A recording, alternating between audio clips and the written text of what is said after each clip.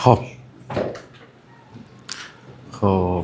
صبحتون بخیر. صبحتون بخیر. انشالله که هفته تا الان براتون پربرکت بوده باشه و تا آخر هفته به امید خدا قراردادهای شیرین، پول، برکت واسه تک تکتون. بریم سراغ کلاس مذاکره‌مون که سه شنبه هاست و فروش. تا اینجا یاد گرفتیم که فروشنده خوب کیه؟ کسیه که طرف بیشتر و 30% سالم. و چه محصولی رو میتونید بفروشید؟ خودتون بخریدش. خب بریم سراغ کلاس امروزمون. میگه واسه موفقیت مسئولیت‌های بیشتری قبول کن. یعنی چی؟ یعنی مشتری مشترک بینتون میخوره، اشکال نداره، بازدیدش رو تو قبول کن. زنگ زدن بهش رو قبول کن. یه کارهای روزمره‌ش رو زودتر انجام میده که به کارهای بیشتری برسه. یکی از دوستای ما یه خاطره تعریف میکرد، میگفت من کارآموز یه شرکت بودم و انباردار بودم. روزی 4 ساعت باید کار میکردم. توی 1 ساعت کار انبارداری رو جمع میکردم، میرفتم پیش رئیس، میگفتم من کارم رو انجام دادم، کار جدید به من بده. میگفت منو کردن پستچی بین طبقات تو وزارت خونه و ارتباط ساختم هی میرفتم اتاق این مدیر کل، اتاق اون مدیر کل. باعث میشد اون مسئولیت‌های بیشتری که قبول کردم ارتباطای جدیدی بسازم و باعث بشه من الان بشم یکی از مدیرای وزارت خونه. حالا اسم نمیبرم، شاید بشناسید. از انبارداری و پستچی بودن بین طبقات مسئولیت‌های بیشتری قبول کنید. اینکه تو بازدید بدی، تو زنگ بزنی مشتری همکارت، با مشتری همکارت صحبت کنی، هیچ ایرادی نداره. کسی به موفقیت میرسه که مسئولیت‌های بیشتری قبول کنه. میگه فروش چجوری اتفاق میفته؟ من رابطه خوب با مشتری، بچه‌ها من اسم مشتری میارم یعنی مالک، خریدار، مستاجر، مؤجر. 2 نوع مشتری داریم وقتی میگم مشتری. من به علاوه رابطه خوب با مشتری، به علاوه محصول خوب. محصول ما چیه؟ یکیشو گفتید. محصول ما یه دونش ملک خوبه، یه دونش دیگه چیه؟ مشتری خوب. همونجور که ملک خوب محصوله، مشتری خوب هم محصوله. جان؟ مشتری ما کیه؟ الان گفتم مشتری ما هم مالکان، هم خریدارا، هم مستاجران، هم مالکا. تو اگر مشتری خوب نداشته باشی وقت تو هدر دادی. فروش اینجوری اتفاق میفته. قسمتی که خیلی دوستش دارید. ما 2 تا شخص تو معامله داریم. بچه‌ها سایلنت کنید لطفاً گوشیاتونو.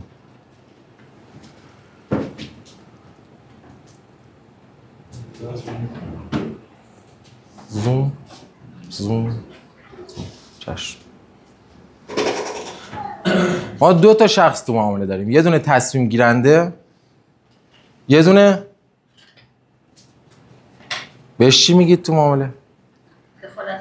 آره. عباس. شما بهش میگید عباس دخالت، ما بهش میگیم تصمیم ساز.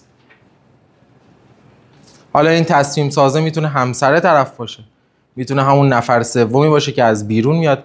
تصمیم سازه، روی تصمیم گیرنده تأثیر گذاره و میخوایم ببینیم چجوری باید با این اشخاص برخورد کنیم. اگر نتونی با تصمیم گیرنده و تصمیم ساز ارتباط بسازی، تو فروش بازنده ای. پس فقط تصمیم گیرنده مهم نیست که باید ارتباط خوب باش بگیری، خوش رو باشی. با تصمیم سازم باید ارتباط خوب بگیری. 5 بار هندونه میدی زیر بغلش، 1 بار میزنی. فکر نکن زدن میگیره. اگر من یه جا به نفر سوم میزنم 5 بار گذاشتم زیر بغلش. با تصمیم ساز هندونه زیر بغل برخورد میکنید.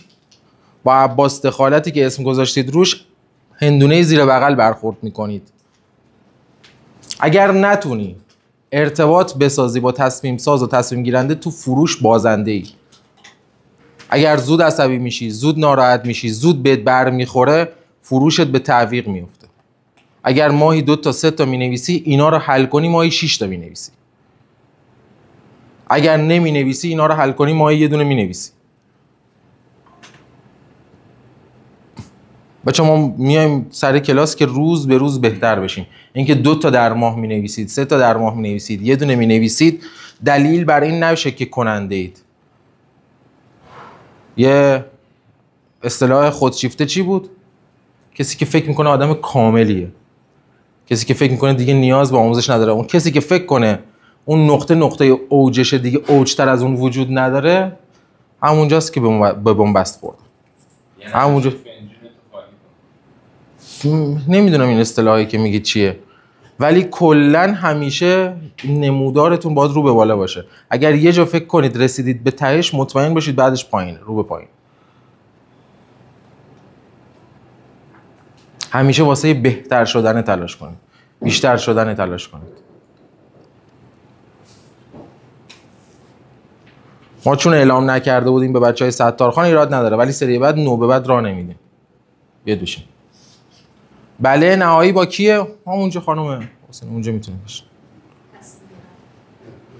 بله نهایی معامله با تصمیم گیرنده است. یکی از نشونیاش اینه که ببینید جلوی آسانسور کی اول وارد میشه، تو پلا کی اول میره، توی در واحدی که باز میکنید کی اول میره. اون تصمیم گیرنده است. 80% مواقع تصمیم گیرنده است.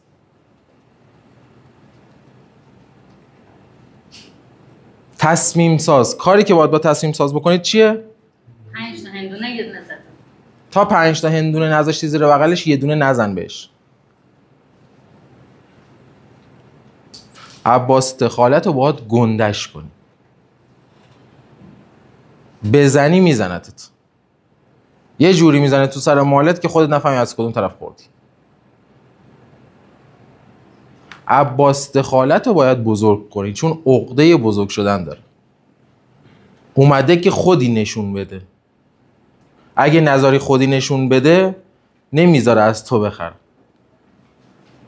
جملاتی که میتونید واسه عباس دخالت استفاده کنید، واسه تصمیم ساز.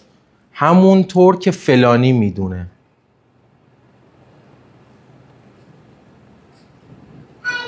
همونطور که آقای قاسمی میدونه. اینو اول جملتون بیارید. و یه جایی میتونید خیلی قشنگ باش بازی کنید.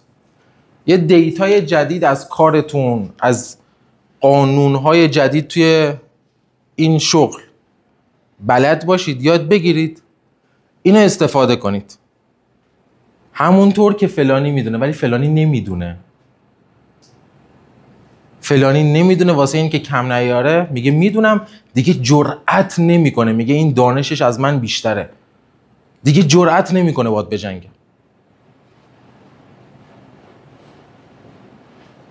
چون قانون رو بلد نیست. سعی کنید قانونهای جدید رو یاد بگیرید، تو عباس دخالت ازش استفاده کنید. قانون جدید الان کاتب، قانون جدید مالیات، قانون جدیده.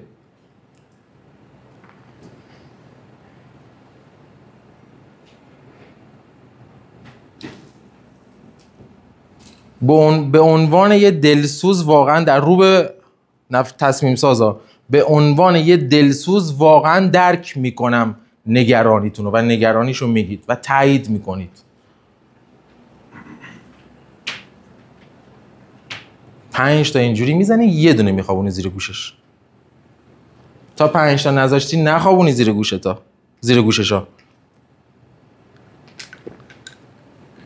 بچه‌ها تصمیم ساز به اندازه تصمیم گیرنده مهمه. تصمیم ساز به اندازه تصمیم گیرنده مهمه. توی فروش، تو کتابای فروش اومده این شخص. یعنی فقط تو ایران نیست. تو کل دنیا وجود داره این شخص. میتونه پدر خانم طرف باشه، پدرش باشه، خواهرش باشه، هر چیزی، رفیقش باشه و اون شخص مورد اعتماد تصمیم گیرنده است. حالا توی بحث فروش بی تو بی ما بحث منشی و مدیرای زیردستی میشن تصمیم ساز، ولی تو بحث املاک اون خانواده و دوستا میشن، کسی که امراش میاد. داریم توی اکثر معاملات داریم. خیلی مهمه با آرامش، طمأنینه. کیه پشت نشسته؟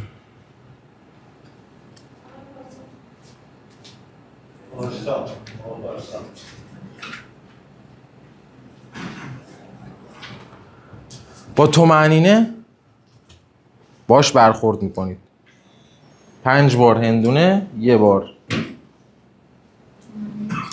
ما یه سری لیدها میگیریم که میشه همون شماره تماس ها، سرنخ ها. سرنخ ها باید چه ویژگی هایی داشته باشن، چه شرایطی داشته باشن. یه فروشنده ملک، یه مشاور املاک باید از 3 جا لید بگیره. چه جاهایی میتونید مشتریای بالقوه پیدا کنید، بالفعل نه، مشتری که قصد خرید داشته باشه، چه الان، چه 1 ماه دیگه، چه 3 ماه دیگه. 3 جا رو بنویسید.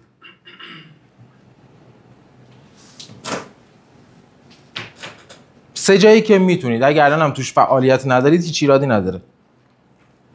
پارسا رو من میتونم ضامنش بشم؟ نه آقا. بیا. خودش رو تنبیه کرده.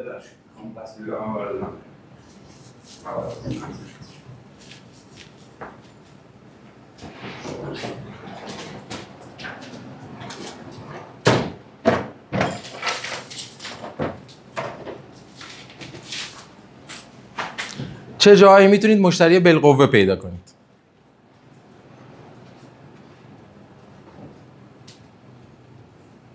سه جا باید حتما حضور داشته باشید.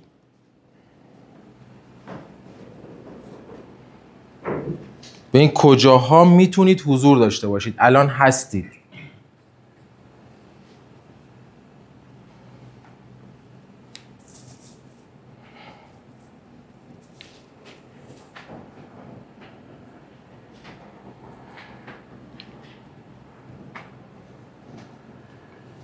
بچه‌ها 3 جا رو حتما باید الان حضور داشته باشید. حتما باید حضور داشته باشید. دیوار اینستاگرام، شیپور، تراکت، هر چیزی که الان نوشتید، یه فروشنده باید 3 جا سرنخ جمع کنه. یه فروشنده ملک اگر دارید از یه جا سرنخ جمع میکنید، به چالش میخورید، به دردسر میخورید، به قرارداد ننوشتن میخورید. حتما باید 3 جا باشه.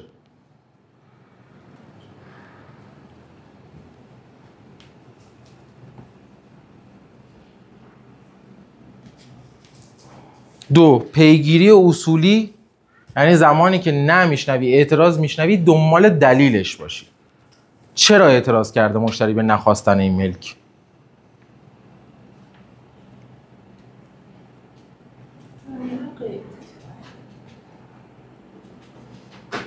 بازی قیمت بازی قشنگی نیست رنا.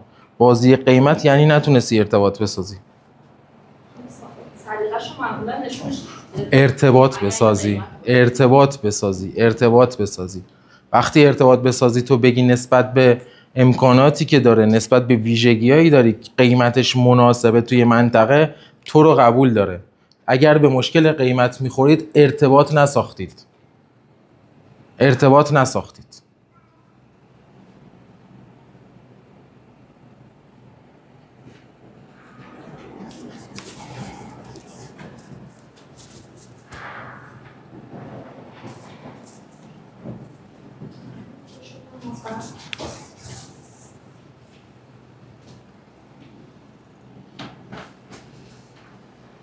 بعدیش روش‌هایی که میتونید به مشتری و مالک نزدیک بشید.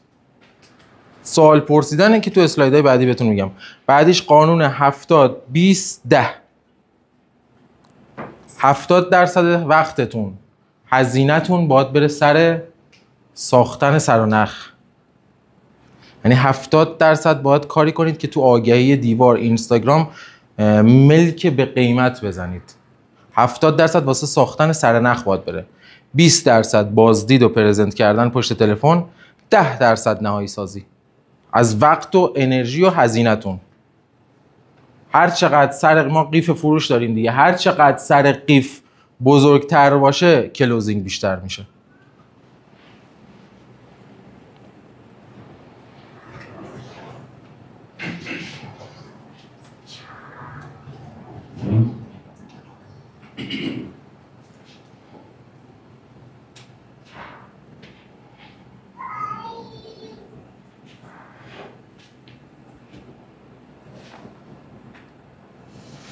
هفتاد درصد سرنخ ساختن، 20% پرزنت کردن و بازدید، 10% کلوزینگ بستن.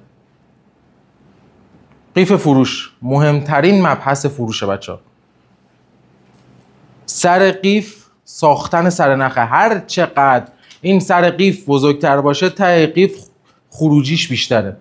مهمترین مبحث فروشه که خیلی جا میرید میشنوید کلاسای فروش، کتابای فروش راجع به قیف فروش زیاد صحبت میکنن.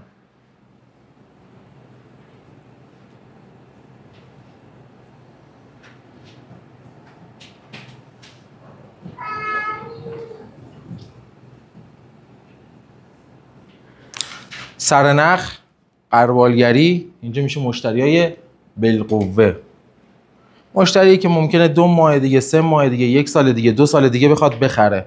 اینا مهمن تو قیف فروش. تو قیف فروش مهمن و بعدش مشتریای بالفعل، کسی که الان میخواد بخره.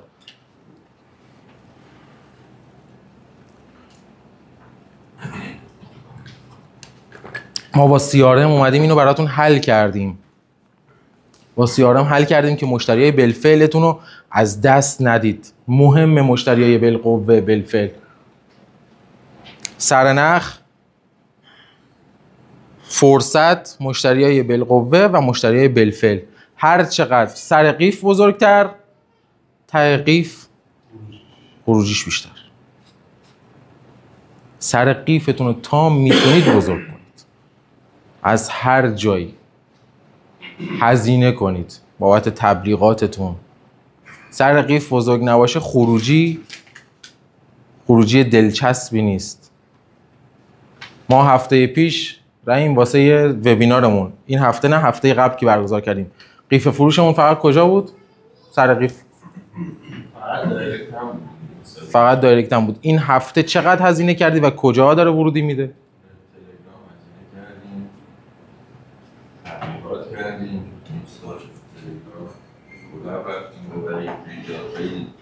سر قیفمون رو داریم بزرگتر میکنیم، چون یه جایی اون قیفه اصلا دیگه تموم میشه.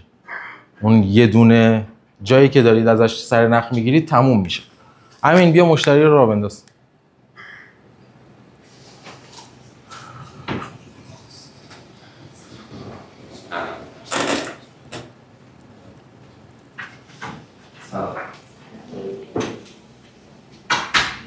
کیفیت بازدید شما به چی بستگی داره؟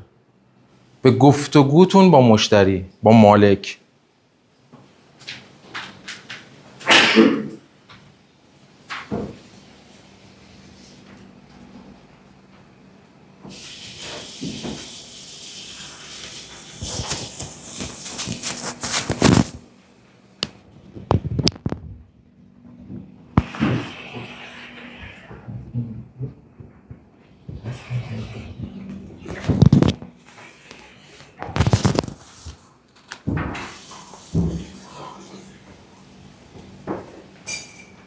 روشا سلام. گفتمان یعنی چی؟ یعنی سوالهای شما، جوابهای مشتری.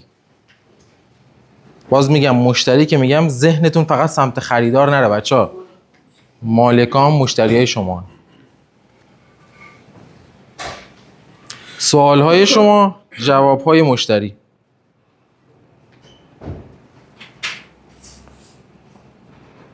قانون میگه منو به عنوان مشتری بیشتر درگیر کن. شارژ چیز تموم شد، اونو بزنید مستقیم به شارژ. نه شارژمون تموم شد. اون بر بزن سمت میز خودم.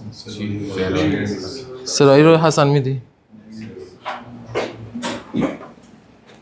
چقدر زود شارژ تموم میکنه. سلک نمیخواد.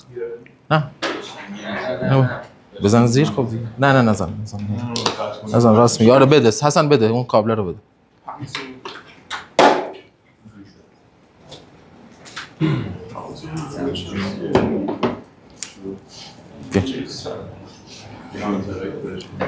نه اون ور این ور شو بزن. هیچ ولی درست.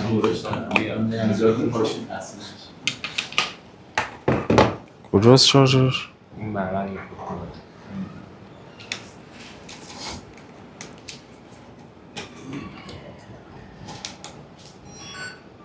همون میشین رو ضبط میکنه. حل. میگه منو به عنوان مشتری درگیر کن تا من بهتر بتونم خودم رو قانع کنم. مشتری اینو میگه، مالک اینو میگه. قرار نیست تو قانعش کنی. سوال میپرسی درگیر بشه، خودش رو قانع کنه. چجوری؟ یه نمونهش توی جلسات. گزینه بعدیت چیه؟ اگه تو جلسات نشسته باشید من به مشتری میگم گزینه بعدیت چیه؟ ناخودآگاه میندازیم آقا تهش همینجاست دیگه. گزینه بعدی اگر وجود داره اولویتت این بوده. خودش داره خودشو قانع میکنه.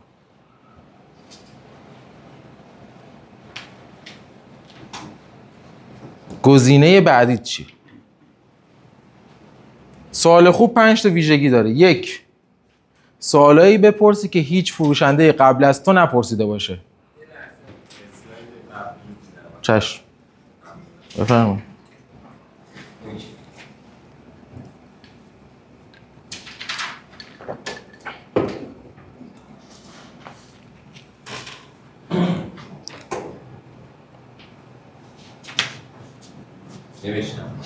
نوشتم.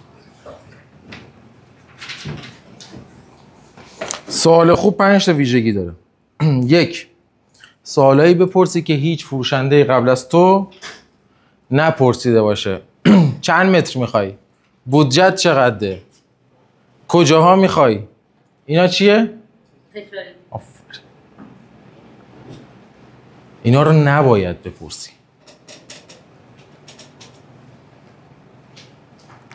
سوالای میگم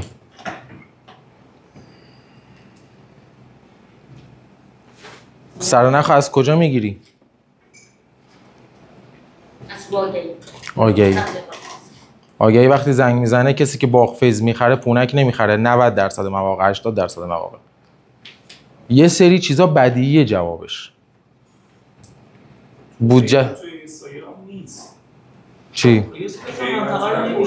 قیمت اینستاگرام تو سرش برای همه یه جور نیست. که در 12 تومن برای بعضی روایت گرم بزنی به کلشون. چطوری نپرسی بعد بهش میخوای وارد بدی؟ عدد بهش میگی آره یا نه خودش خدافظ. زنگ میزنه واسه عدد دیگه. عددو ببینه که زنگ نمیزنه. عددو ندیده شما قیمت نمیزنید. عددو ندیده زنگ میزنه میگه 15 میلیارد. یا میگه بازدید بگیر یا میگه خدافظ. تهش میخوای بپرسی چقدر پول داری.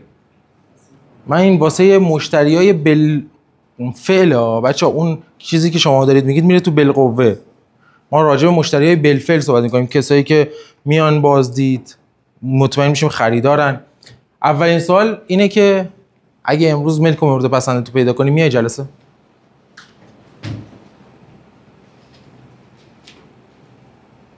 چون این سوالات قوقا میکنه.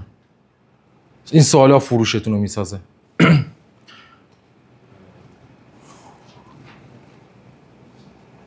تو ملکایی که دیدیم یا دیدی چی بیشتر مورد پسندت نبود؟ چی اذیتت کرد؟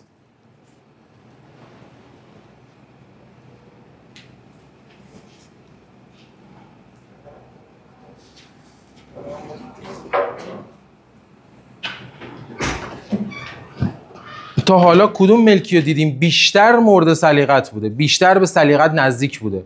کدوم یکی از این ملکایی که دیدیم یا دیدی بیشتر به سلیقت نزدیک بوده؟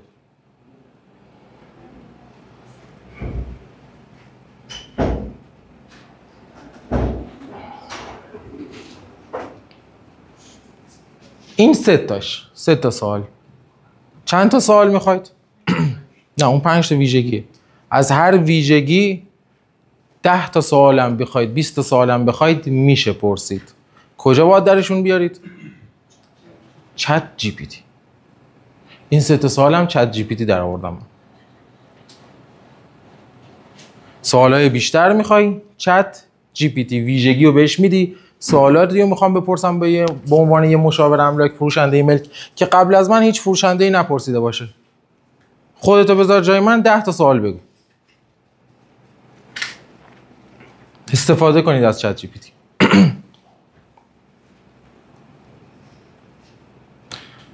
سوالایی بپرسی. ویژگی دوم که مشتری به یه سری اطلاعات فکر کنه که به فروش تو کمک کنه.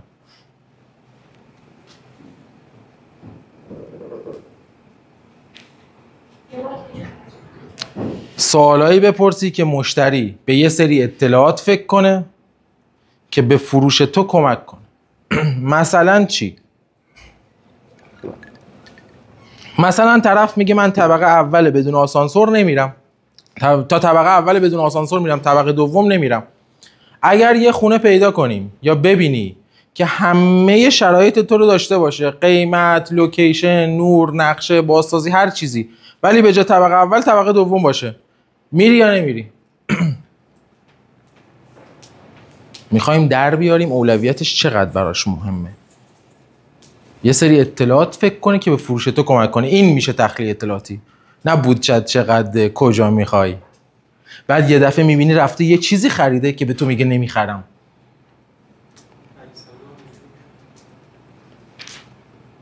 اگه بچه‌ها دیده باشن من این سوالو همین سوالو خیلی میپرسم.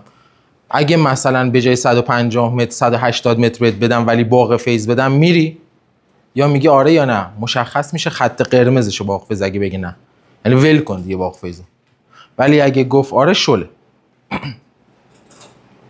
اگه به جای جنت آباد شهران بهت بدم، به جای 150 متر 180 متر بدم، به جای 10 سال نوسازی کلید نخورده بدم، میری یا نمیری؟ اینا همش نمونه سوالا.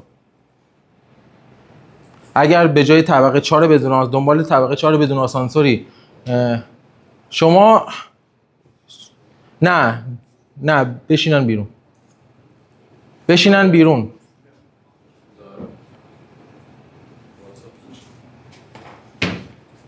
اگر به جای طبقه 4 بدون آسانسور طبقه اول بدون پارکینگ بهت بدم، میری یا نمیری؟ مشخص میشه اولویتش پارکینگ یا نیست.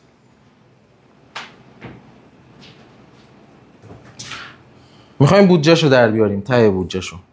اگه یه خونه پیدا بشه زیر قیمت و مناسب سلیقت ولی 1 میلیارد بالاتر باشه، بریم بازدیدش یا نریم؟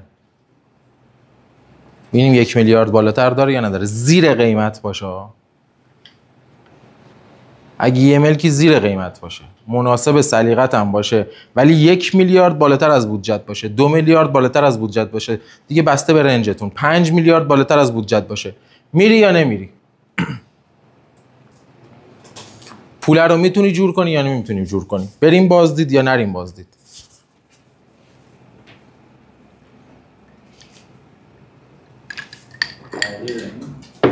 جان؟ این 2 نمونه سوال بود. تعداد سوالات بیشتر بخواید کجا؟ چت جی پی تی. بیا بنویس. جایی که ازش بپرسیم ببریم بدیم. چی؟ اون که بالاتر از بودجه‌ش. اونم یه فنه ولی ممکنه دلخور بشه دیگه. کجا؟ کی؟ برید. حالا دوتاتون باید برید یکیتون برید. نمیشه باید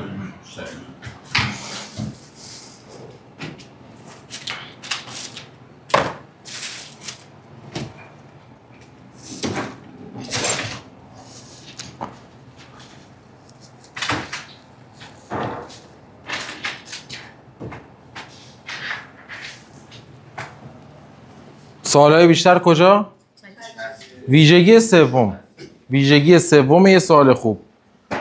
سوالی بپرسی که مطمئن چی الان قصد خرید داره.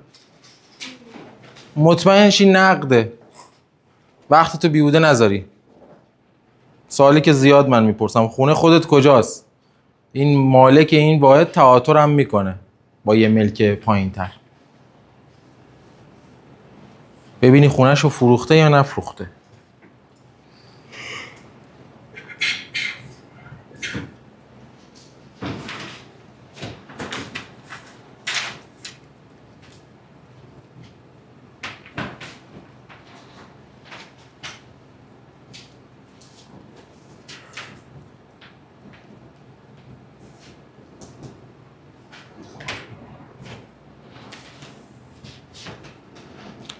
این اولین خرید ملکته یا قبلا خرید داشتی؟ کسی میدونه چرا اینو میپرسین؟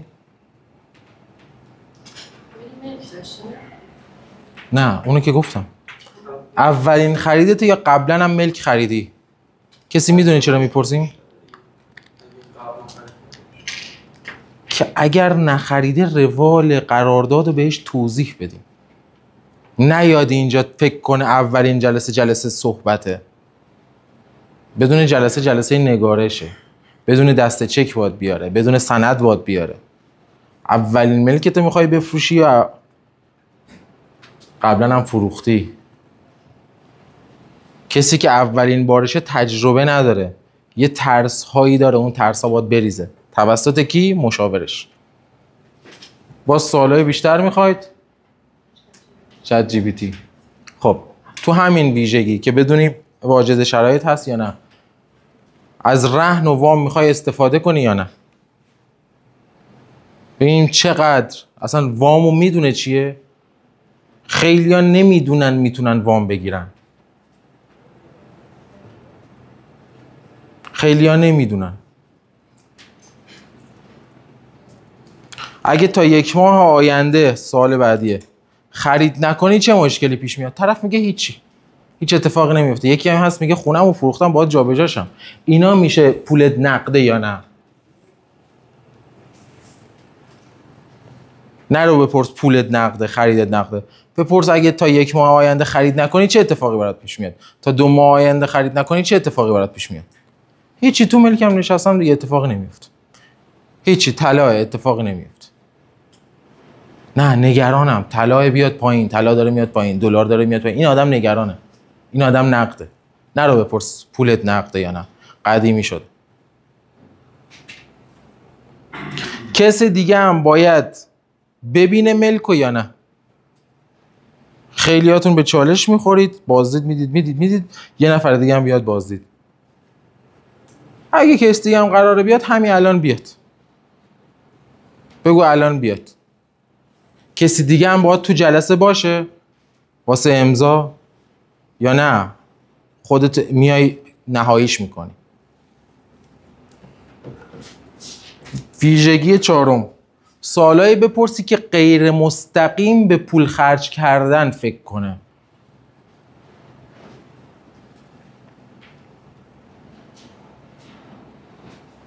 میدونستی اگر خرید تو عقب بندازی یا این ملک فروش میره یا قیمتش میره بالا. کاری که دیروز ما با مشتری ستوده کردیم. گفت هفته بعد جلسه. گفتم یا تا هفته بعد فروش رفته یا مالک پول لازمیش حل شده قیمت برده بالا. غیر از این ستوده؟ یا ملک فروش میره یا قیمتش میره بالا. هیچ تعارفی هم نداریم. رکود هست بله، ولی رکود تورمیه. قیمت پایین نمیاد. مثال هم میزنید دیگه. ملکی که 1 سال پیش از 2 سال 3 سال رکوده. ملکی که 1 سال پیش 6 تومن بوده آیا الان 6 تومنه؟ یا فروش رفته یا قیمتش میره بالا. سوال دوم، چند وقته پرداخت میکنی و سند میزنی؟ چرا؟ چند وقته پرداخت میکنی و سند میزنی؟ چقدر زمان میبره بخوای کل پول رو انتقال بدی و سند بزنی؟ داری میبری تو مرحله خرج کردن که بدونی حتی ملکی که فروخته شرایطش چی بوده، چه جوری ملک فروخته، با چه شرایطی فروخته، چه جوری پول داره میاد دستش، چند وقته سند میزنی. خیلی‌ها از شهرهای دیگه میان فکر میکنن تهران مثل شهرهای دیگه 5 ماه 6 ماه اوکیه. 6 ماه سند میزنم، نقد دیگه. اون تو شهر خودش نقده. شاید تو منطقه یکم نقد داشته ولی اینجا نقد نیست. اینو حواستون باشه. چند وقت پول تکمیل میشه؟ از 8 میلیارد تا کی تکمیل میشه؟ 10 روزه است، 1 ماه است، 2 ساله است. سوالای بیشتر کجا؟ چت جی پی تی. سوال ویژگی سوال بعدی، سوالایی بپرسی که تو دیدگاه مشتری از فروشنده به مشاور تغییر پیدا کنی.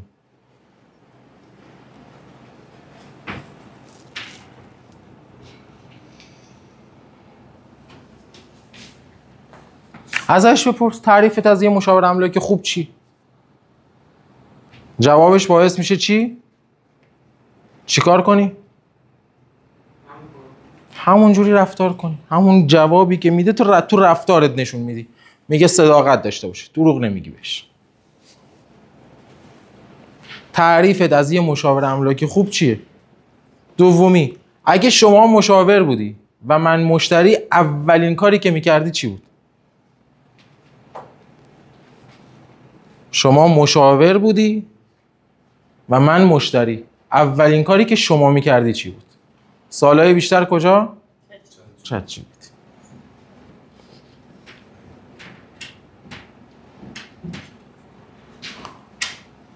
اینشتین چی میگه؟ میگه من کسی رو جواباش قضاوت نمیکنم. رو سوالایی که میپرسه قضاوت میکنم.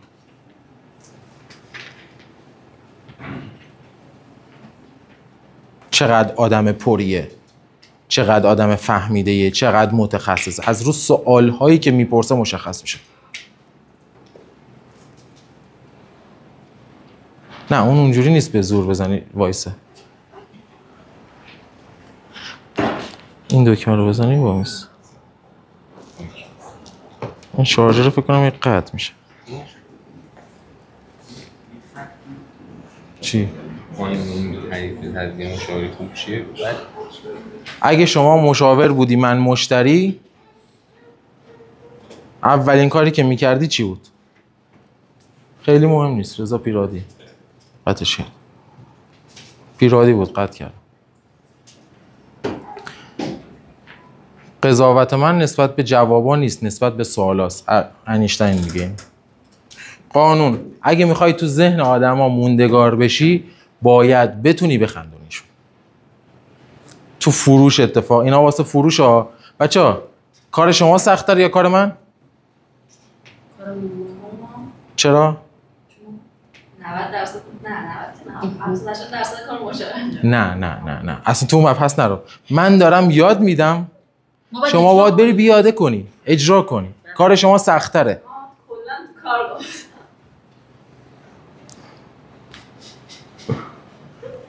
باید بری پیاده کنی. باید بری پیاده کنی. و پیاده نکنی میشه انباشته ای از اطلاعات که فقط سردرگم میکنه. پیاده کنی، بری بتونی بخندونی. خندوندن هم قرار نیست دلقک بازی در بیاری. 3 تا روش داره. 1، یه سوتی خودتو تعریف کنی. سوتی که تو کار دادی، هر جایی، هر چیزی که قابل گفتنه به مشتری. نخندونی تو ذهنش موندگار نمیشی. راجب ظاهر و خودت شوخی کنی.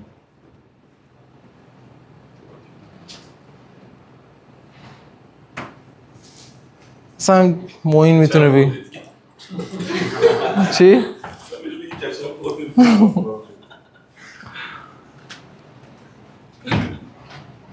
یه تصمیم اشتباهی که تا الان گرفتی تعریف کن. توی زندگی، توی کار. این 3 روش، با این 3 روش بخندونیش. نه که بزنی تو شکمش بخنده.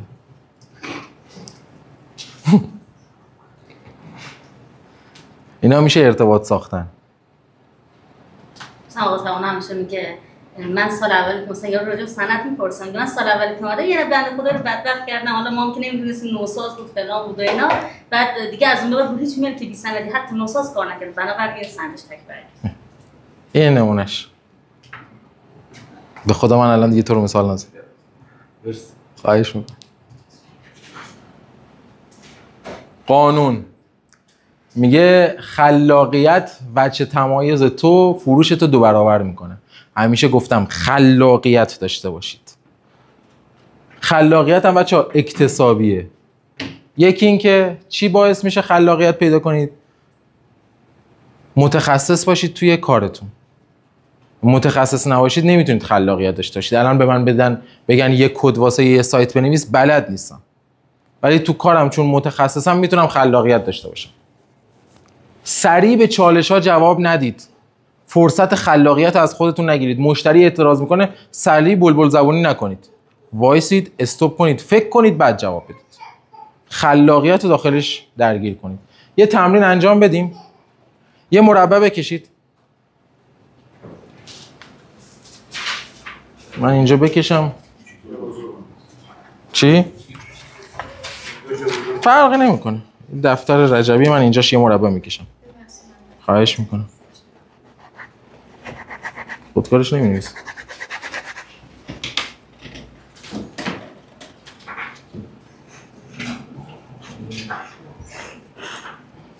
مربع رو کشیدید؟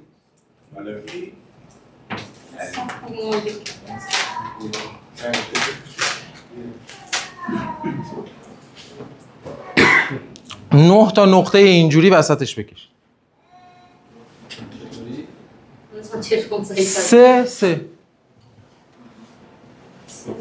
سه تا. آره مثل بازی به هم وصل کردن بود. دیدی شما؟ این 9 تا نقطه اینجوری وسطش بکش. جوری که موین کشیده. بچه‌ها بیا درست کشیدی شروین، درست کشیدی. خب حالا این نقطه ها رو با 4 وایسا صبر کن. بچه‌ها سریع جواب ندید، بذارید من بگم. نه 9 تا نقطه وسطش بکش. سه تا.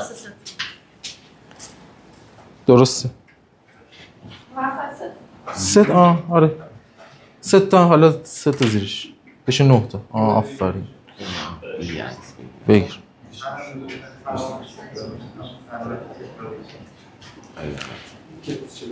حالا این 9 تا نقطه رو خسته نباشید. این 9 تا نقطه رو با 4 تا خط 4 بار خط بکشید. بدون اینکه خودکارتون رو بردارید به هم وصلش کنید. از تو هم رد نشه. 4 تا نقطه یعنی چی از تو؟ به هم وصل بشه هر جور بلدی. خودکارتو برداری با 4 تا خط. با 4 تا خط این 9 تا نقطه رو به هم وصل کن بدون اینکه خودکارتو برداری. نقطه ها هر خط رو با قطع میکنن یعنی چی؟ با 4 تا خط این 9 تا نقطه رو به هم وصل کن بدون اینکه خودکارتو برداری. هر جوری بلدی.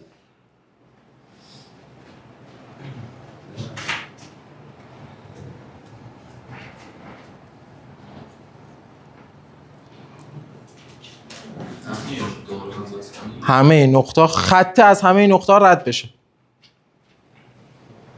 بدون اینکه خودکارتو برداری. خلاقیت میخواد بچه‌ها، راهنمایی خلاقیت میخواد.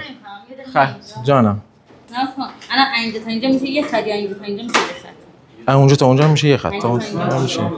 ببینم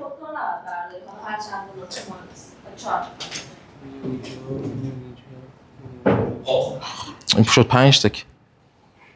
4 خط دوستان، با 4 تا خط. 4 تا خط اشکال نداره. خراب کردید دوباره اون مربع 30 ثانیه از کشیده میشه. کو نقطه اون 4 تا باید نقطه رو قطع کنه. از همه نقطه ها رد شه. بله خلاقیت میخواد دوستان. خلاقیت میخواد. از هر طرف میگم 5 تا میشه. خلاقیت میخواد. زنم همه خطا رو رفت.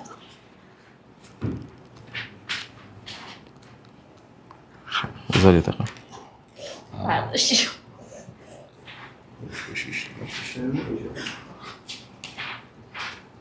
چیکار کردی؟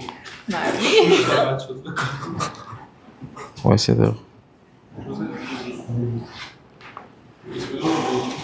وسط هم شروع کنی 5 تا میشه.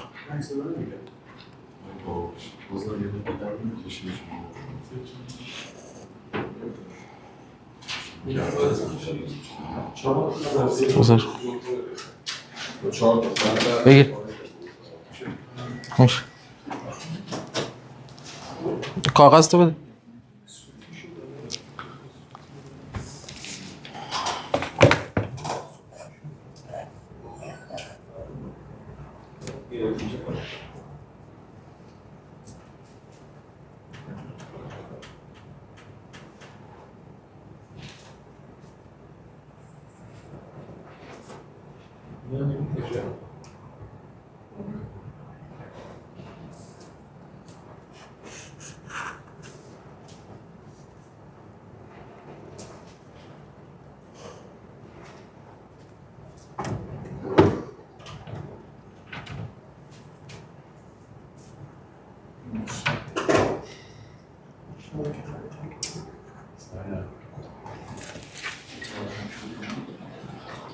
تونستید؟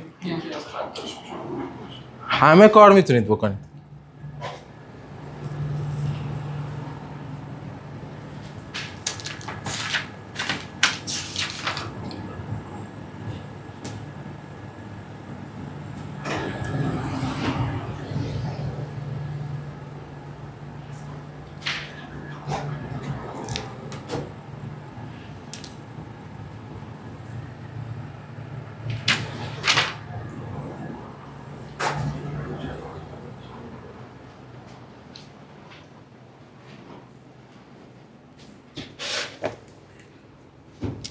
Yes.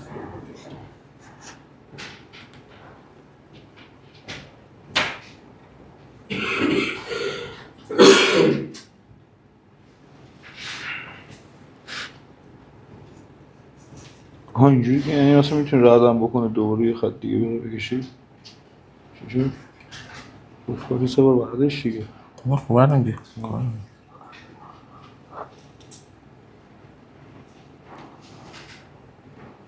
این نقطه ها باید وصل بشن من بله بله بله ببین کشیدی؟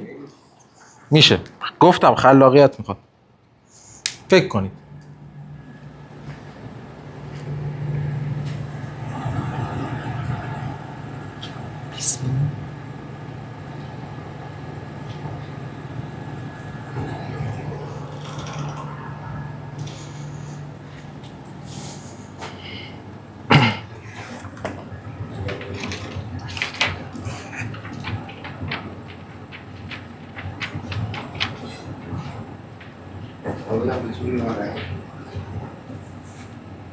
چی؟ انتقال بدم به تو برهیم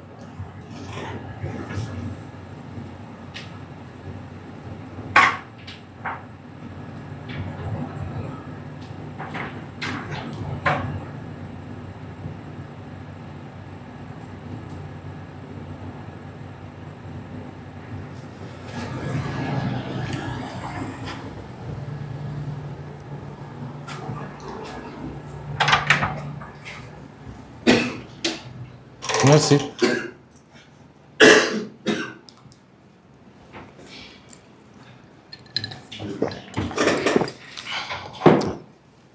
راهکار گفتنش هم بگید قبوله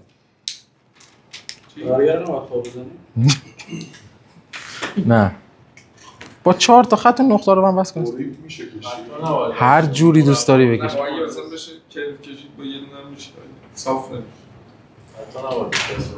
تنها خلاقیتش این بود که از باکس باید خطتون بره بیرون گفتی چی؟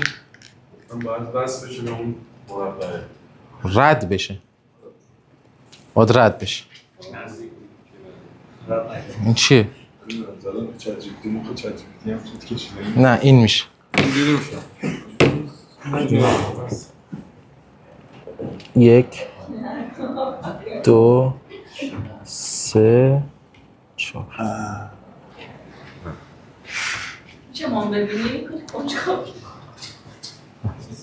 چی شد؟ میگن بچه ها بیا من میکشم اینجا ببینید این 1 2 3 4 5 6 7 8 9 این باید میومد از این خط بیرون این دوتا یک گوشه رو قطع میکرد این 2 خط 3 خط میرفت تا بالا 4 خیلی دقت نزدیک. تنها چیزی که باید به ذهنتون خطور میکرد، من نگفتم تو باکس باشه که اون خطا. سال انحرافی می‌پرسم من یعنی چی نگفتم تو باکس؟ اینا میشه خلاقیت، یعنی چیزی کاری که تو کاری سخته. چرا با 3 تا خط؟ 1 2 3 تا خط همین نقطه رو قطع کردم. این 5 تاست. 1 2 3 4 5. با بیرونش که نمیشه. با بیرونش 4 خط. کلا خلاقیت یعنی چیزی که به ذهن کسی خطور نکنه. حالا این بازی با ریاضی هیچی ولش کن، چون اصلا توش تخصص نداریم که بخوایم بلدش باشیم. فکر نکن حالا بلد نیستی اتفاق خاصی افتاده، نه منم بلد نبودم. بازی با ریاضیه، ولی تو کار خودت متخصصی. تو کار خودت باید خلاقیت داشته باشی.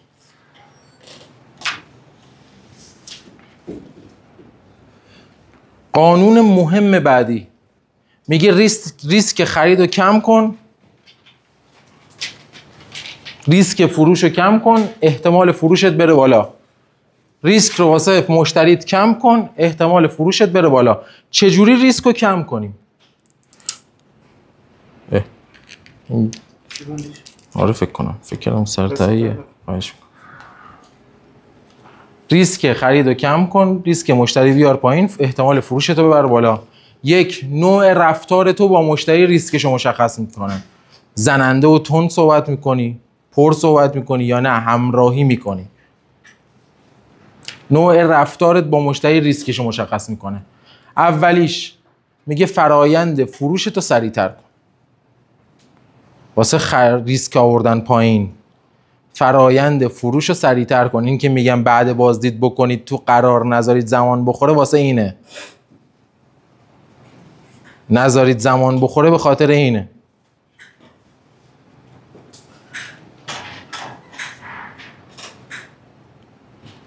میگه تحقیقات تو کشور آمریکا سوپرمارکتیا میگه از زمانی که از یه محصول خوششون میاد تا زمان کارت کشیدن اگر بیش از 40 ثانیه زمان ببره، بیش از 40 ثانیه احتمال فروش رو 50% کم میکنه. دکمه رو باز بزن.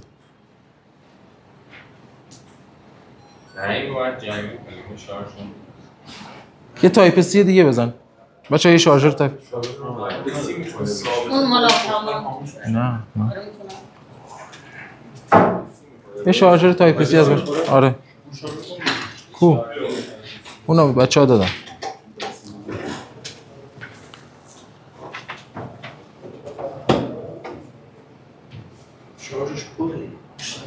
چرا خاموش میشه؟ خاموش اه؟ من فکر میکنه کسی باش کار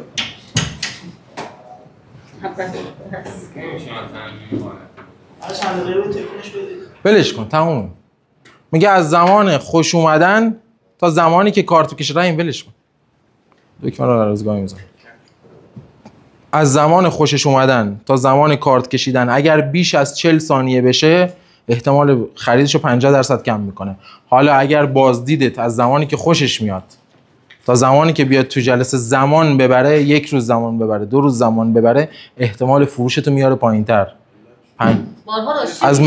از احساس وارد منطق میشه. از احساس وارد منطق میشه و فروش یه فرایند احساسی. که بعد خرید منطقی خودش رو قانع میکنه. میریم سراغ اونم میرسیم. کیا خارج از کشور رفتن؟ من از سوریه و کیا رفتن؟ فقط شما دوتا؟ شما هم رفتی؟ خارج دیگه خارج. فروشگاه والمارت کیا رفتن؟ نه درون. والمارت نرفتید. حتما کسایی که میرن خارج واسه تجربه استفاده از خرید حتما فروشگاه والمارت برید. فروشگاه زنجیره‌ای مثل هفت خودم. اومده چیکار کرده جدیدن؟ من دبی بودم. به نظرتون چیکار کرده؟ واسه ما ایرانی‌ها نه. واسه کسایی که خرید دارن. نه. کنار هر قفسه کارت نه. خیلی نزدیک شدی. شما میری انتخاب میکنی من اینو میخوام اینو میخوام اینو میخوام. الان قبلا چی بود؟ سبد بود. طرف تا یه جایی میتونست پر کنه و احساس میکرد خیلی خرید کرده. الان میاد دکمه رو میزنی خریدت انجام میشه. برم نمیداری. میزنی آخر سر و خارج میشی. NFC دیگه. از کارتت کم میکنه. گوشی رو میذاری کم میکنه.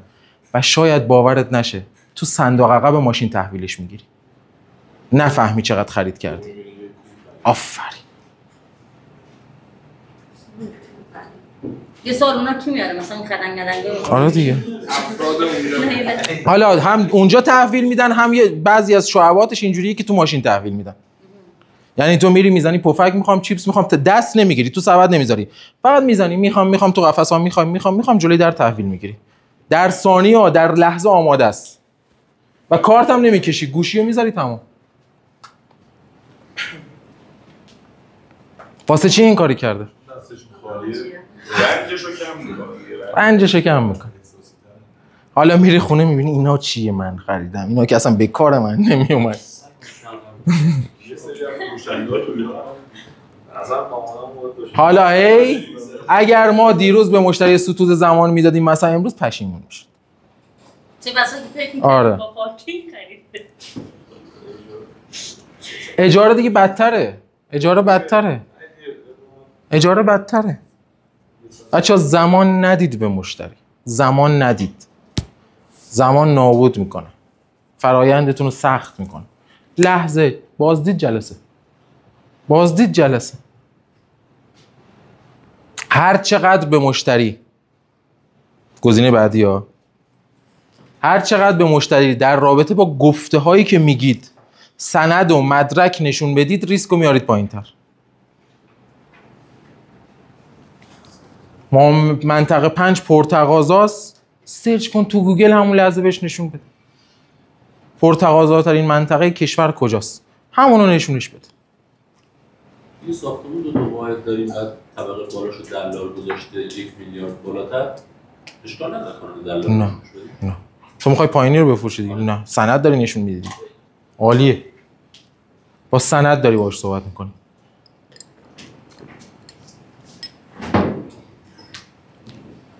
ریسک رو میاری پایین‌تر، احتمال فروش رو میبری بالاتر.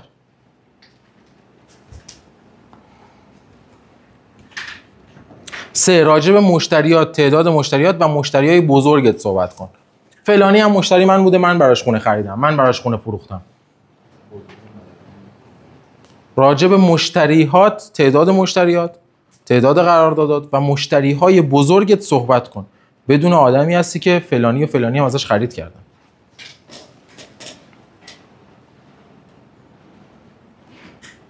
رو خدماتت، گزینه بعدی، بعد از معامله مانور بده. ما تا لحظه سند باهاتیم.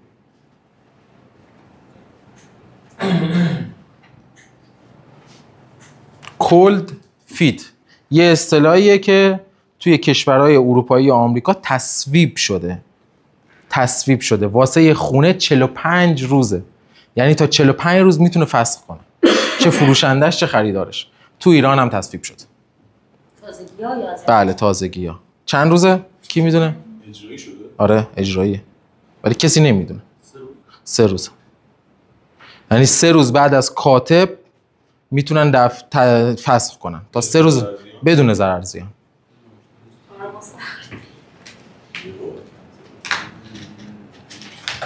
بهش میگن کولد. کسی نمیدونه، ما هم نمیگیم. خیلی سخته بخواد اجرایی بشه. راه در رشد پیدا میشه. بهش میگن اصطلاح کولد فیت، پاهای یخ زده، پاهای سرد. طرف بعد از خرید حس میکنه تو پاچش رفته. بعد از فروشش میکنه تو پاچش رفته. باید چیکار کنید؟ 3 روز بعد زنگ بزنی و مطمئنش کنی عجب واحدی خریدی، مشابهش تو ساختمون اومده اینقدر. تو همون ساختمون مشابه میفروشیش، برات بفروشمش، مشتری دارم. مطمئنش کنی از خرید. مطمئنش کنی. 3 روز. چون اگر زنگ نزنی نگی، احساس خوبی نسبت به تو هم نداره. ارتباطتو نباید باش قطع کنی. سوالی هست؟ واسه خودتون یه دست بزنید و روزتون رو بهتر کنید. بچه‌ها ساعت 9 بیایید لطفاً. دیگه راه نمیدیم. بنده خدا. شهید شد. این گوشیش هوشمنده. بله. مسلط چاقا رو روشن کنید بچه‌ها. اینم قطع کنید. آره چی بهش بگم؟